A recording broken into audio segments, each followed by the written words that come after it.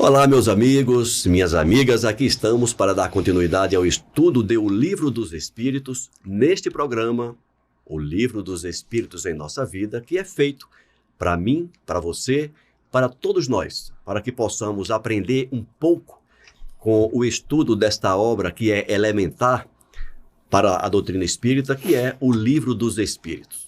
Eu e o meu amigo Alcir Almeida estamos aqui semanalmente, sempre às terças-feiras, um novo programa indo ao ar às 18h45. E você pode nos acompanhar não só nos programas atuais, como rever todos aqueles que já estão disponíveis no nosso canal no YouTube. Este programa que você está vendo agora é o de número 381. Isso significa que está à sua disposição 380 programas sobre o Livro dos Espíritos, quando nós estudamos desde a primeira questão até estas que nós vamos fazer neste programa. Seja bem-vindo e a gente volta a se encontrar daqui a pouco, depois da nossa vinheta. Até já. Começa agora o programa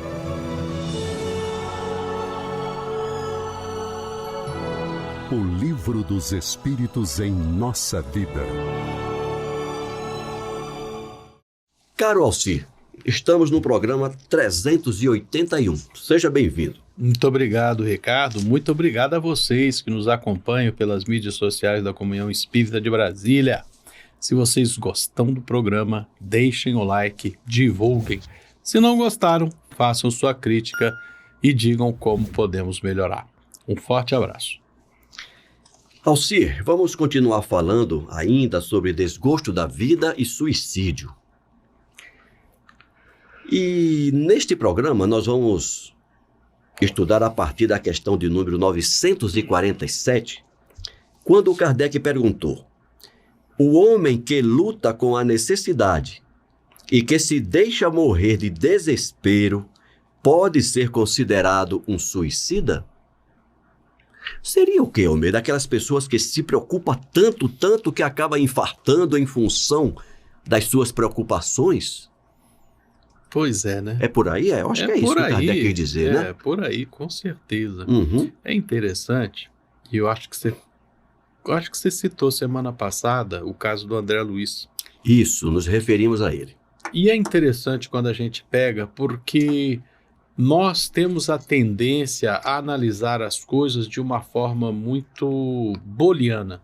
Ou é suicídio ou não é suicídio. Né? É intencional, não é intencional. E a verdade não é assim. No mundo real, cada coisa tem um detalhezinho diferente da anterior. O que é que você chama de mundo real? É a experiência física ou a vivência espiritual? Ambas as duas, como diria o nosso nobre. Enfim, seja na vida material, seja na vida espiritual, o mundo real que nós vivemos, ele não é composto de variáveis singulares, discretas. Não, são variáveis contínuas. Multifatoriais.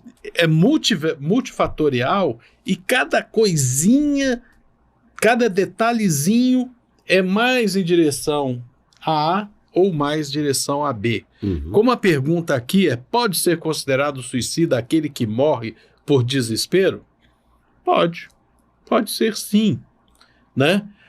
Quanto mais ele foi causador da própria morte, mais próximo ele está do suicídio. Quanto mais foi um desespero inconsciente, mais ele está próximo da inconsciência. Quanto mais ele trabalhou e desgastou a matéria, o corpo físico, tentando sair da situação, mais longe ele está do suicídio, mais longe ele está da inconsciência. Mas só para falar em 3 variáveis, são infinitas possibilidades, né? A gente nunca pode dizer, é suicida, não é suicida. É a vivência daquele irmão, é a vivência daquela irmã, né? O homem que luta com a necessidade que se deixa morrer pode ser considerado suicida? Pode. Usando esse verbo? Pode, né? É uma possibilidade. A gente não tem como saber. E para que saber? Vai ajudar em quê, né? Vai ajudar em quê? Nós vamos tornar aquele irmão mais feliz ou menos feliz, ele sabendo que ele contribuiu para a própria morte? A importância de saber disso é para nós enquanto estamos aqui. Enquanto estamos aqui, para vivermos da melhor forma, para que tomemos as melhores decisões, para que vivamos cada vez mais conscientes, cada vez mais lembrando que somos filhos de Deus e Deus não dá uma carga maior do que nós somos capazes de carregar. Né? Essa fé, essa confiança no Pai divino é que tem que ser o grande mediador das questões da nossa vida. Né? A gente tem que trazer essa fé em nós. Deus é Pai. Deus não me dá aquilo que eu não sou capaz.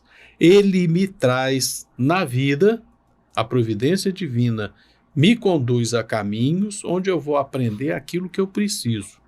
E diante do maior desespero, da maior dificuldade, eu sempre tenho que pensar. Paro, respiro, coloco-me no centro, tomo consciência, paro de apenas reagir e passo a agir. Isso é que é o importante, né? Agora, para avaliar a questão, muitas coisas são: caramba, eu estou numa situação ruim por minha própria vontade, fruto exclusivamente dos meus atos, ou alguém intencionalmente está tentando me prejudicar? Tem alguém, está criando a situação. Olha, a culpa é dele. Né? Vamos colocar um exemplo histórico nosso. Né? O Alcir foi um grande fazendeiro, um grande proprietário lá no Nordeste de um grande engenho de açúcar. Foi um coronel daqueles lá do século passado. Foi um daqueles, eu não diria dono de sesmaria mesmo, século XVIII, né? Trouxe muitas pessoas da África, escravizei-as e coloquei-as em desespero tal, separei-as das famílias, dos pais, só trabalho, chicote, chibata e trabalho, e chicote e chibata, e as pessoas davam banzo e morriam. Eu sou responsável. Sem dúvida. Mas aquelas pessoas pararam de comer, cometeram suicídio. Por que eles fizeram isso? Por que eles estavam tristes? Isso entra, desculpa, claro. na última pergunta do último programa, né? Que são aqueles que conduziram o infeliz ao ato, né? Sim. Cai completamente nisso que você está dizendo. Com certeza. A gente tem que perceber essas coisas, né? Mas aquele cara parou de comer. A responsabilidade é minha. Não. Fui eu que parei de comer porque eu estava triste porque eles estavam morrendo. E eu estava ficando endividado. Não, aí a responsabilidade. Todas essas coisas para dizer o seguinte: Deus ama a cada um de nós. Escravizados, não escravizadores, senhores de engenho, escravos, o eu de ontem, o eu de hoje. Deus ama a todos nós e a cada um. Ele é extremamente indulgente. Já se disse, né, que a nossa sorte é que Deus nos trata com amor muito mais do que com justiça. A gente vive pela misericórdia e não pela justiça. Então, é aquela história. Deus é indulgente para com as nossas falhas, com os nossos erros. E é o que nos dá esperança, né? Então, pode ser considerado suicida? Sim. Mas nós temos a certeza da indulgência de Deus, da misericórdia divina, para todos nós, na medida, mesmo sabendo que somos responsáveis por nossos atos, mais responsáveis quanto mais contribuirmos para uma desgraça dessa. Mas seja eu o que perdeu a vida, seja eu o que contribuir, somos todos responsáveis. É todo um conjunto de ações. E a todos nós cobre o amor de Deus e a todos nós a sua indulgência presente. Ok. Antes de ir para a resposta... Que é muito longa, aliás. Que é longa, Mas para não perder a oportunidade, Almeida, lembrando sempre aquilo que a gente fala com frequência aqui, que a nossa preocupação é levar o máximo de esclarecimento possível dentro das nossas condições, das nossas possibilidades, considerando que muitas vezes a pessoa, o amigo, a amiga, o irmão, a irmã que está nos vindo, está tendo o primeiro contato com a doutrina espírita, com a filosofia espírita, neste programa. Sim. Então, para não deixar assim nenhuma ponta solta, eu anotei aqui duas falas que você nos trouxe, que eu vou te pedir para esclarecer um pouco mais. É que no seu comentário, você estava dizendo que muitas vezes a maneira como a gente se relaciona com os problemas pode nos levar a um comprometimento do físico e chegar até a desencarnar em função disso. Então, essa é a primeira observação que eu faço. Isso significa que aquela ideia que nós temos aí no senso comum de que a gente só morre no dia certo, não é bem assim. Não. É aquela coisa. Eu fico lembrando das minhas aulas de planejamento estratégico. Existe uma frase que se aplica a planejamento militar. Diz que nenhum plano dura mais do que o primeiro tiro. O planejamento acaba quando o primeiro disparo acontece. Aí vai tudo no improviso. Não, aí é como acontece. Aí é como acontece. É como acontece. Você planeja prevendo todas as possibilidades. Sim. Mas se aconteceu algo que não foi previsto... Não vai do jeito que for. Vai do jeito que for possível. Nós todos temos um planejamento encarnatório, né? Mas... E nesse planejamento, uma previsão de desencarne. Uma previsão de desencarne. Perfeito. Agora é aquela coisa. Eu nasci numa cidade tal, numa família humilde, está previsto eu viver até os 70 anos, por exemplo. Mas eu venho naquela família, eu começo a trabalhar, eu começo a ter uma vida saudável, eu começo a me alimentar bem, eu começo a me transformar diante da vida, eu estudo, eu percebo que é melhor viver bem com a minha esposa, então eu tenho uma vida mais harmoniosa com a minha esposa. Eu trato melhor os meus filhos, eu começo a ser uma pessoa útil na sociedade. Eu vou chegando aos 70 anos, a espiritualidade, esse cara está fazendo coisa boa, ele não, vamos dar um jeito dele continuar aí. Está contribuindo para construir uma sociedade melhor. Um Chico, era previsto ele escrever 100 livros, esse cara já escreveu quase 400. Ele não vai morrer agora não. Dá mais um tempo para ele aí. Segura esse homem aí. Segura esse homem aí que esse cara tá fazendo coisa boa. Você tinha um planejamento de 70, de repente vira 80, vira 90, vira 100. O próprio Divaldo Franco também, né? O Divaldo já tá chegando no 100. Ele já falou também que já teve umas 3 moratórias aí. Enfim. Agora, esse mesmo ser nasce com um planejamento de 70 anos. Aí ele vem. Ele gosta de uma cachaçinha. Ele não para de pitar. Pitar é o cigarro, é o tabaco. Aí ele consegue um câncer de garganta. Olha só. Aí ele consegue complicar a parte efizema pulmonar, da síntese do açúcar. Desenvolve uma diabetes. Olha só. Aí corta as pernas. Ele começa a viver paraplégico, né? Porque a diabetes acabou com as pernas dele, teve que amputar. Tem uma hora que o corpo não aguenta. Olha, o planejamento é 70, esse cara está com 60 anos, mas não dá não. Não chega lá nos 70 não. Não vai chegar nos 70 não. Se encarna com 62. Não existe isso. Aqui existe um planejamento e conforme as minhas decisões boas, equilibrantes, harmonizantes, eu consigo mais, conforme... Isso, um carro que você compra é a mesma coisa, o carro está ali previsto para andar 50 mil quilômetros. Você dá uma boa manutenção, você usa ele corretamente, ele vai andar 200 mil. Agora, o carro está previsto 50 mil, tu está acelerando, freando, não sei o que, tu dá uma freada maldada, capota, quebrou ele com 5 mil quilômetros. É isso mesmo, Almeida. Só para deixar claro essa possibilidade. Tá, mas eram duas, você falou que eram duas observações. A outra foi você estava comentando, diante da necessidade de a gente ser indulgente, de a gente ser paciente, e você falou mais ou menos assim, precisamos ser pacientes diante das provas que Deus nos dá. Deus nos dá porque é presente, né? Mas Ele não quer que a gente sofra. Não, mas eu se você me permite, Claro. Deus não nos dá, Ele apenas permite que a gente viva aquilo. Na verdade, quem nos deu foi nós mesmos. Sim. Nós quem criamos aquela situação, né?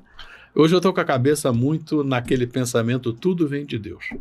Hoje eu estou muito nesse mantra. Porque se a gente for ficar preso nisso, tudo vem de Deus, eu cruzo os braços e digo, não preciso fazer nada, tudo vem de Deus. Mas é aquela coisa, tudo vem de Deus, inclusive a fome e morrer de fome por não ter feito nada. Tá certo. Mas é consequência da tua inação. Da minha inação, ou do meu excesso. Exato. Enfim, se na nossa vida a gente experimenta alguma prova mais acerba, alguma coisa mais difícil, é porque a gente precisa. Dentro daquele planejamento, ora bolas.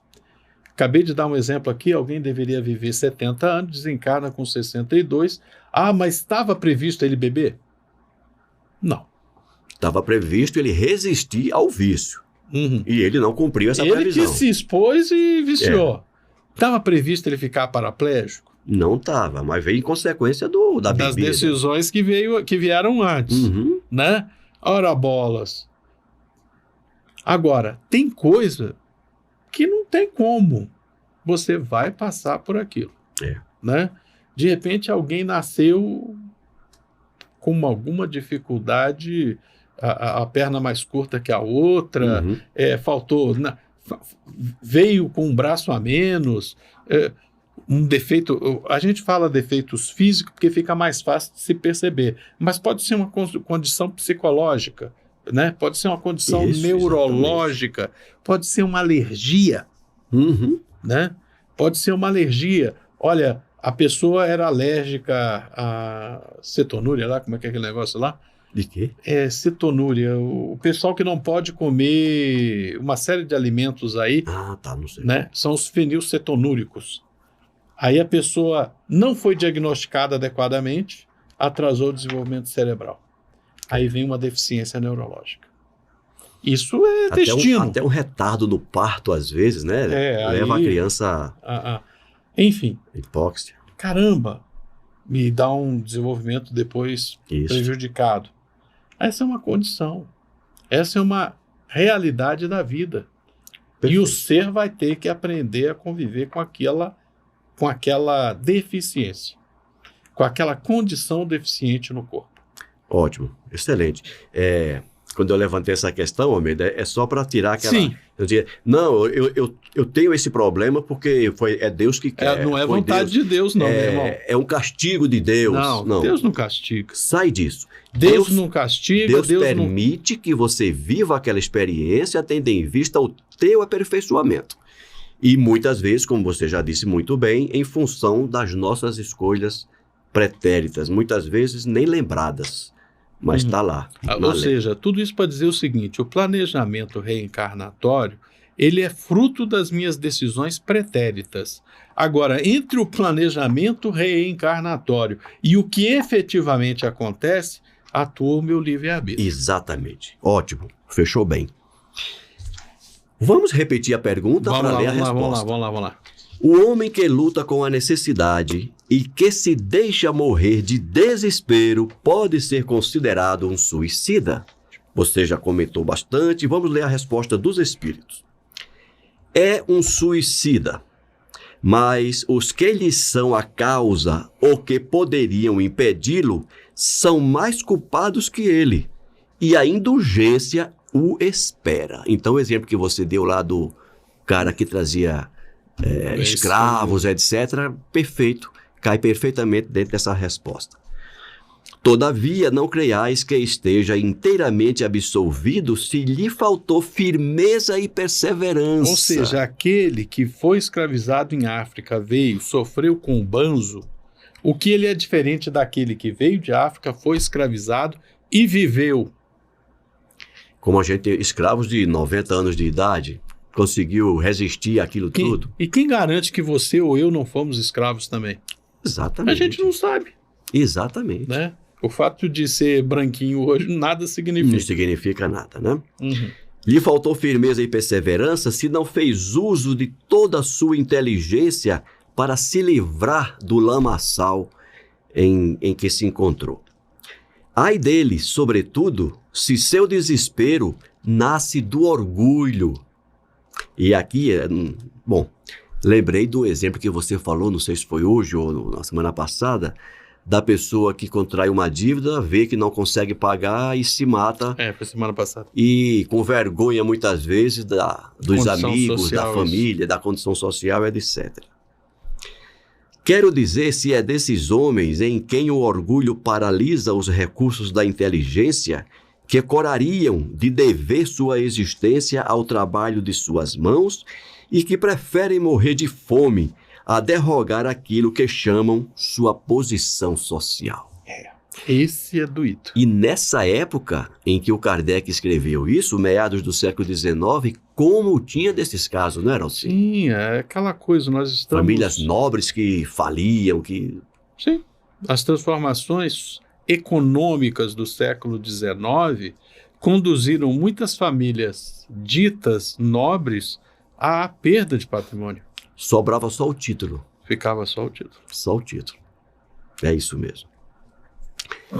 Não há 100 vezes mais de grandeza e de dignidade em lutar contra a adversidade que desafiar a crítica de um mundo fútil e egoísta que não tem boa vontade senão para aqueles a quem nada falta e vos volta às costas desde que tendes necessidade deles? Interessante, né? Uhum. Muitas vezes a gente se deixa levar por essa opinião da sociedade, dos amigos, o que é que vão dizer de mim.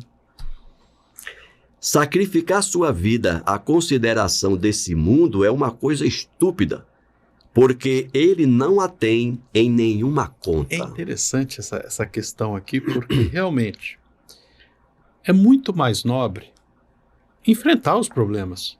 Sem dúvida. Né? Muito mais meritório, diante de qualquer situação, avançar. Né? Olha, apesar dos problemas. Estou devendo, não nego. Devo, não nego, pago quando puder. Pago como eu conseguir. O que você prefere? Você quer me matar? Você vai ficar mais feliz me matando? Vai reaver seu dinheiro me matando? Problema teu. Né? Eu sei que estou devendo e vou trabalhar. Ah, mas você é nobre, não sei o quê. Eu vou ter que aprender a pegar a mão na enxada. Eu vou ter que aprender a criar calo. Quem foi que era um nobre, que era juiz, etc., e quando se encontrou com Jesus teve que aprender a fazer cesto de vime para sobreviver? Paulo de Tarso. Ele era cesto de vime? Saulo de Tarso. Ele não era tecelão? Quando ele foi para o deserto, ele aprendeu a tecelão. Tecer. Ele foi para o deserto e aprendeu a tecer, né? Aprendeu a tecer. É interessante. Na verdade, ele não aprendeu, ele já era tecelão. Ah, ele já sabia? Já era tecelão. Isso é uma coisa que às vezes se perde, né?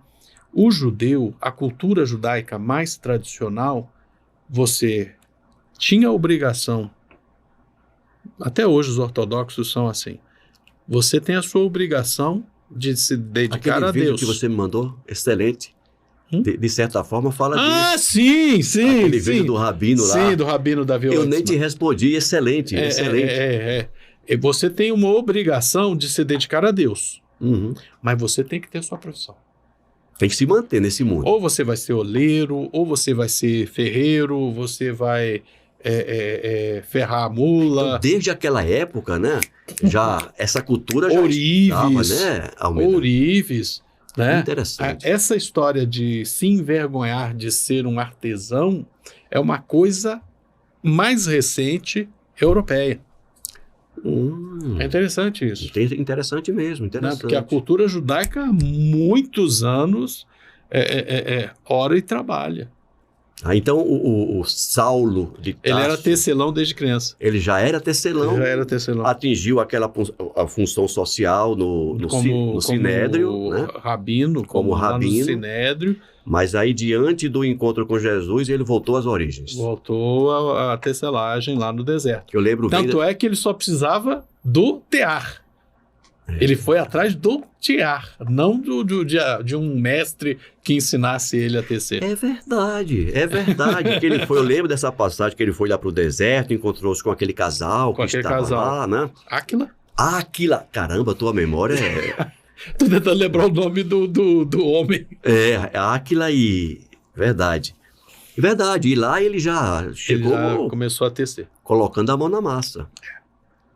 Interessante. E onde ele chegava, ele sempre chegava com o tiarzinho dele debaixo do braço, tecia, vendia o tecido, comprava mais material para fiar e ia pregar. Se não me engano, aí a tua memória vai me salvar, nós estamos falando do livro Paulo e Estevão, né? Do Emmanuel, pela psicografia do Chico Xavier. Isso. Que eu particularmente considero um dos melhores, se não o melhor livro espírita. Se não, mas aí é de cada um.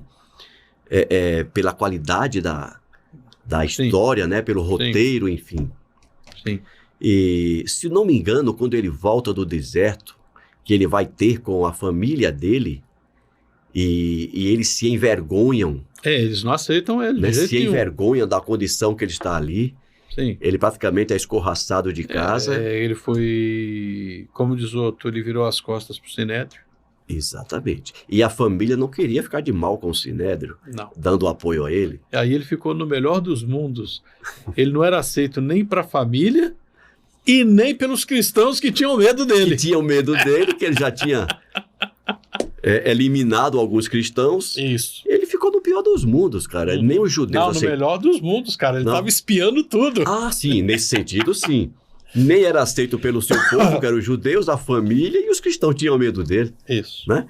Inclusive, o livro retrata aquele momento em que ele vai até a Casa do Caminho, né? Sim, ele volta à Casa do Caminho. É brilhante. Não, ele vai. Quem tinha ido antes era o Estevão, tem razão. O Estevão que tinha ido antes. Ele vai à Casa do Caminho. E quem o acolhe é Pedro. Exatamente, porque o Tiago não queria saber dele. Tiago, também conhecido como...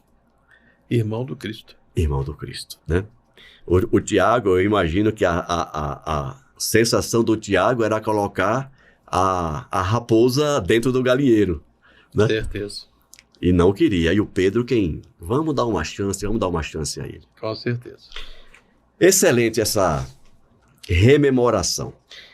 Almeida, nós terminamos aqui a questão 947, só fizemos uma questão hoje. Isso. Ótimo.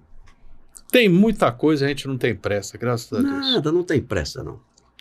Meu amigo, muito obrigado pela sua companhia mais uma vez. Obrigado, Ricardo. Obrigado à companhia de vocês. Ficamos aqui à espera dos comentários, né? Que vocês nos avisem do que estão gostando, do que não estão gostando. Forte abraço, gente. Até o próximo programa, se Deus quiser. Se Deus quiser. Fiquem em paz.